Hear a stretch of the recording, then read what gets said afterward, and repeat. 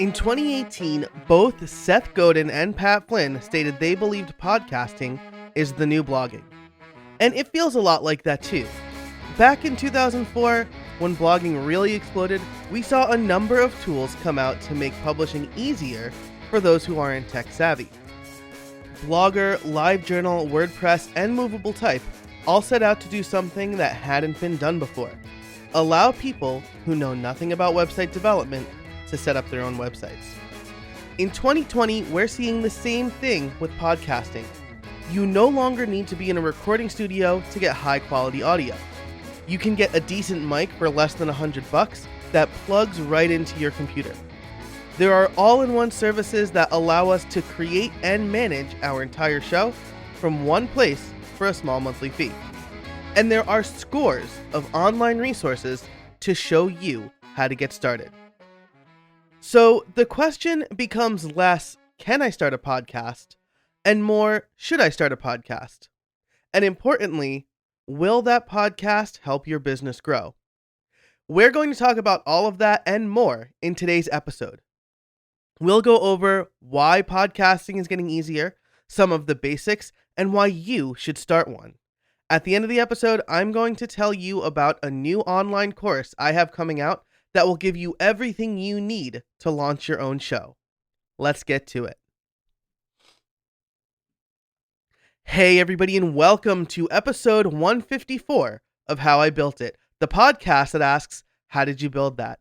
Today, we're going to be talking about building your own podcast. That's the topic of the conversation. So really, it's more, how can you build that? Last week, we heard from Matt Medeiros about how building a podcast can help you grow your business, and specifically how his local podcast helped him. But why in 2020 are we talking about podcasts? I think there are three reasons.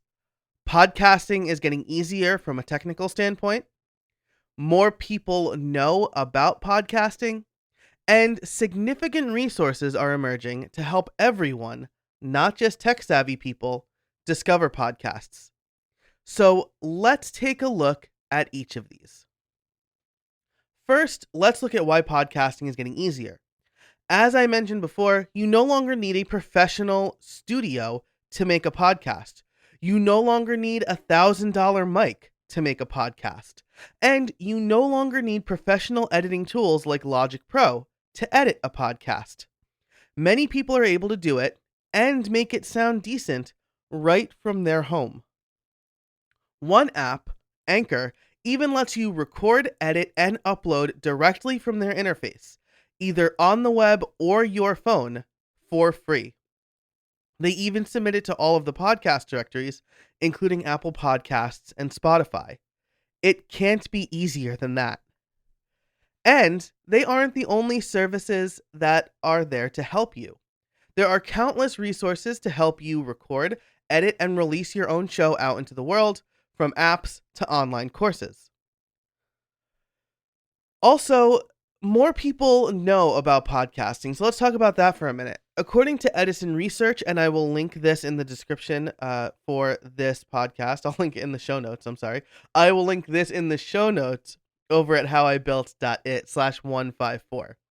So according to Edison Research, a leading organization in gathering podcast statistics, in 2014, less than half of the people surveyed knew what podcasts were, and just 30% of respondents had ever listened to one. In 2019, both of those numbers grew. 70% of people were familiar with podcasts, and 51% had listened. That 51% accounts for about 166 million people. So just to repeat that stat, in 2019, the number of people who listened to a podcast was higher than the number of people in 2014 who have heard of podcasts. That's thanks in no small part to true crime podcasts like Serial and widely popular celebrity podcasts like Joe Rogan's, Conan O'Brien's, and Dax Shepard's. With the ability for people to find a podcast on just about any topic they want, it's easy to see why they're growing too. As more people become aware, they'll want to check out podcasts. But still, the barrier for entry even to listen to podcasts wasn't that clear until recently. So, on top of the fact that more people know about podcasts, accessing podcasts has become easier. This was the biggest barrier for entry to podcasts becoming mainstream. It's unclear how to find and access them. And again, according to Edison Research, that was the number one reason respondents gave for not listening. As a matter of fact, a large portion of them said they don't have a podcast app on their phone. Now, if it was a non-iOS device, that might be true, but if they had an iPhone, the iPhone comes with a podcast app. It's just a lot of people don't realize what that app is, so it gets thrown into the rare or never used folder. So, sure, there is Apple Podcast, but unless you know about podcasts, as I just said, you're probably ignoring that app. It's been even less clear on Google until recently. So, I said that if it's a non-iOS device, I really meant Android here. But now, Google is surfacing podcasts in a way they never have before. They finally have their own standalone podcast app, and if you search for podcasts in Google, you can see episodes right in their results on certain platforms like Android. So if you search for How I Built It episodes will show up directly in Google, and you can start listening right from your Android device. Pretty cool. Two other huge players, pun intended, that have jumped into the podcast fray are Pandora and Spotify. And in fact, 43% of people in 2019 who said they had listened to a podcast did so on Spotify. 35% did so on Pandora. Those are huge percentages. The fact that podcasts are showing up where people already listen to music is making a big difference. So podcasting is growing, and more people know what it is, and more people are listening. But why should you put your own time and money into starting a podcast? Let's talk about that after a word from our sponsor, TextExpander. Today's episode is brought to you by Smile and their product, TextExpander. Save time typing and boost your productivity with TextExpander. You know I'm all about automation, and TextExpander is a great way to get started with automation. It allows you to create your own snippets for repetitive text you tend to use everywhere. Add the text, create a snippet, and boom, save precious time and keystrokes. One of my favorite snippets is for my address. So instead of typing out my full address and risking typos, I simply type $ADDR, and TextExpander does the rest, filling in my full address for me. I also have snippets for my street, my city, and my zip code. But that's not all TextExpander does. With its advanced snippets, you can create fill-ins, pop-up fields, and more. You can even use JavaScript or AppleScript. Another one of my favorite and most used snippets is when I type PPT. That will take whatever text I have on my clipboard and convert it to plain text. So I'm no longer fighting formatting when I copy from a Word document, a Google Doc, or a plain HTML page, like a website. I also use it for common links, email messages, which I can completely customize with fill-ins and drop-down menus, and even date calculations. I'm currently writing a book, and TextExpander has been instrumental with that. TextExpander is available on macOS, Windows, Chrome, iPhone, and iPad, so pretty much anywhere you do computing. If you've been curious about trying TextExpander or automation in general, now's the time. As a listener, you can get 20% off your first year. Just visit textexpander.com/podcast and let them know How I Built It sent you. That's textexpander.com/podcast for 20% off your first year. And now, back to the show. So, why should you start a podcast? Well, we talked about it earlier. It's the next form of blogging. And as a result, many people will start to consume content that way. And for good reason. You see, unlike books, blog posts, and even videos, people can passively listen to podcasts. They can do it while driving, cleaning, or while out on a run. It's the most convenient way to get ideas, news, and entertainment. Heck, if you have a smartwatch, you don't even need your phone to listen to podcasts anymore. Podcasts are also popular, but not too popular. We're on the cusp of an economic boom of podcasting. The pioneers, like the guys from Stuff You Should Know, got in around 2008. The early adopters and shapers came in the early 2000s. Those are the lores like Aaron Mahnke, and Serial and podcasts like that.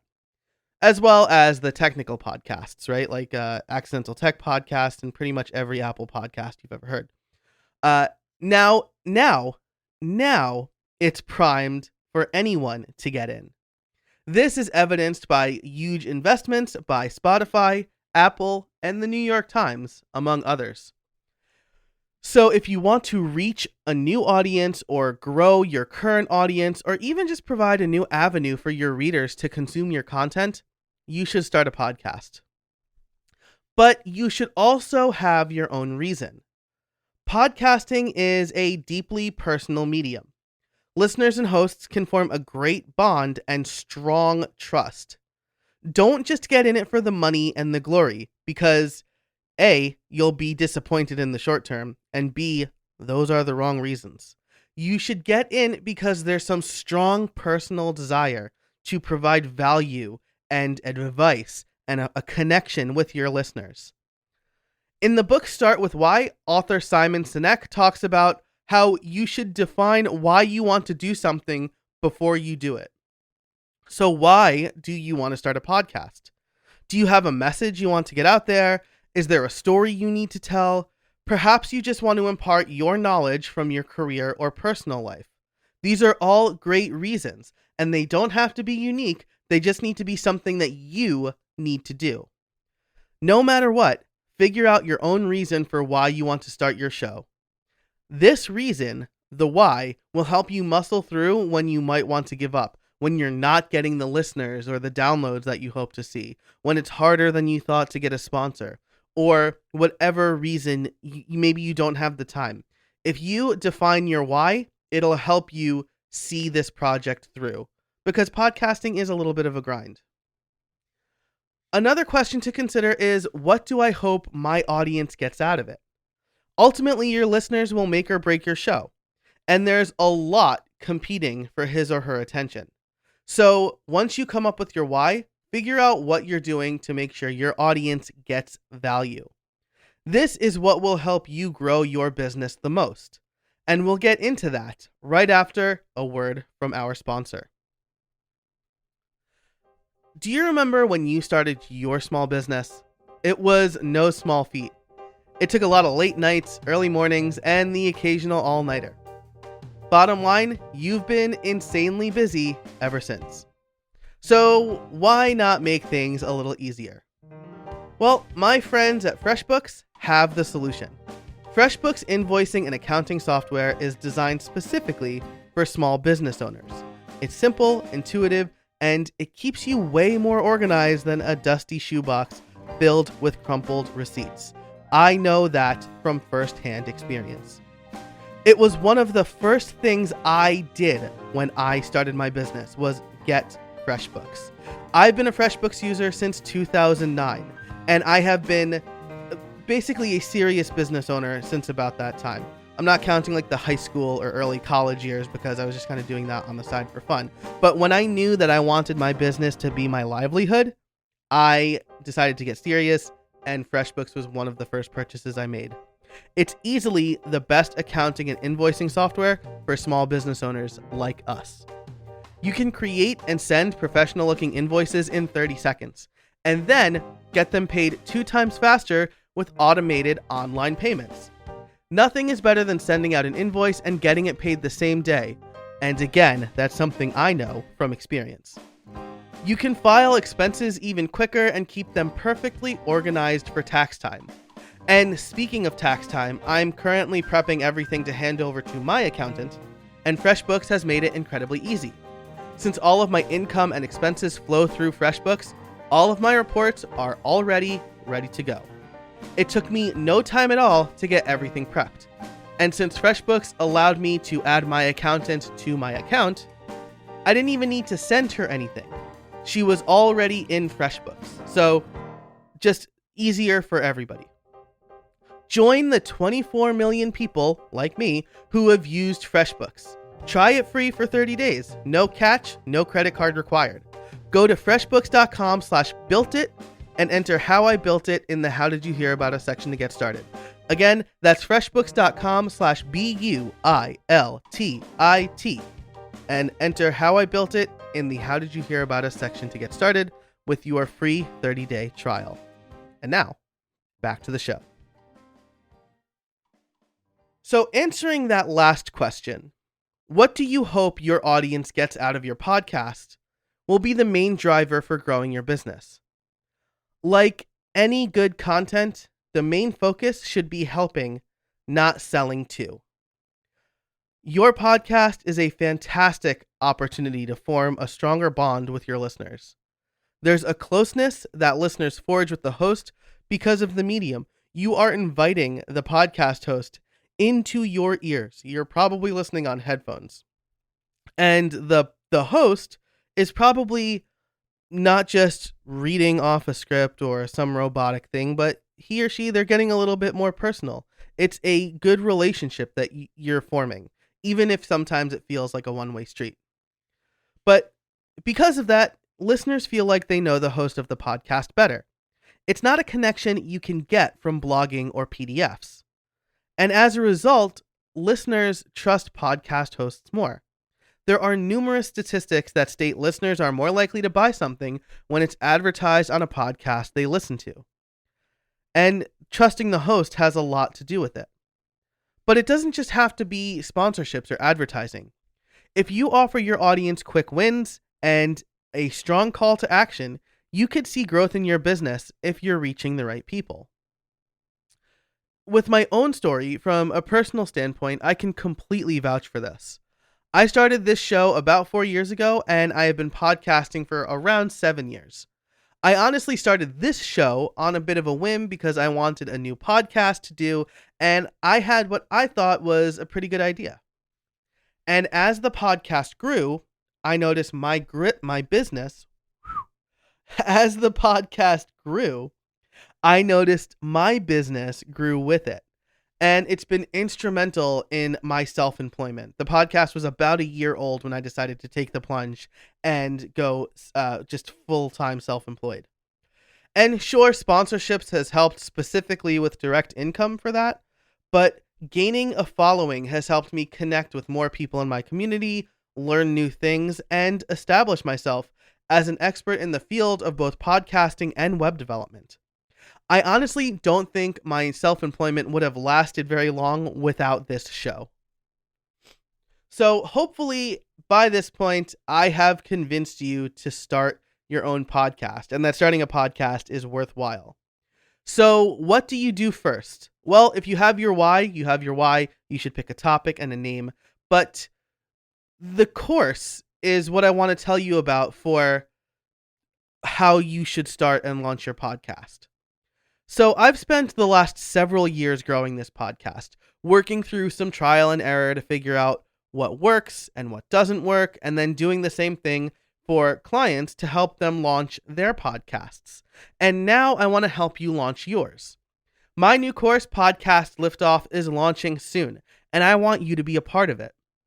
You can head over to podcastliftoff.com to sign up for a free podcast workbook to help you answer all of the big questions. And it will start you on a path that hopefully the course will help you finish. So this will also get you on a mailing list to get notified when the course launches. And finally, you'll get a nice discount just for being on that list. That link again is podcastliftoff.com. And I'd love to see you in the course. I am so passionate about podcasting. I often tell people that if I could just do that all day, I would. And I hope that this episode has gotten you excited about podcasting. So definitely check out podcastliftoff.com. The course is launching pretty soon. Thanks so much for listening. If you liked this episode, be sure to leave a rating and review on Apple Podcasts or wherever you listen to podcasts. You can find a link to Podcast Liftoff and all of the show notes over at howibuilt.it/154. Thanks to TextExpander and FreshBooks for sponsoring this show, and until next time, get out there and build something.